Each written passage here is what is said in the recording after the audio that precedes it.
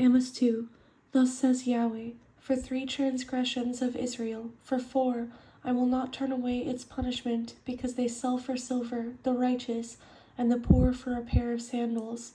They pant after the dust of the earth, which is on the head of the poor, and pervert the way of the humble.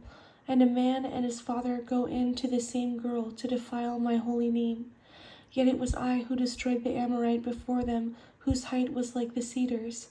I raised up some of your sons as prophets, and some of your young men as Nazarites. But you gave the Nazarites wine to drink, and commanded the prophets, saying, Do not prophesy. Amos 3. Can 2 walk together except they are agreed? If a trumpet is blown in the city, will the people not be afraid? If there is a calamity in a city, will not Yahweh have done it?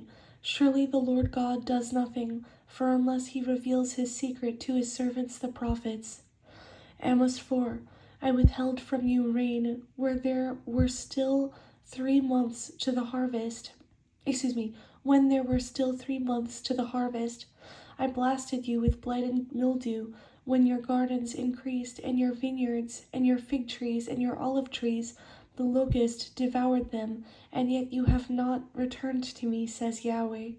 Prepare to meet your God, Israel, for behold, he who forms mountains and creates the wind, and who declares to man what his thought is, and makes the morning darkness, and who treads on the high places of the earth, Yahweh, God of hosts, is his name. Amos 5. For thus says Yahweh to the house of Israel, Seek me and live. He made the Pleiades and Orion, and he turns the shadow of death into morning, and makes the day dark as night. He calls for the waters of the sea, and pours them out on the face of the earth. Yahweh is his name.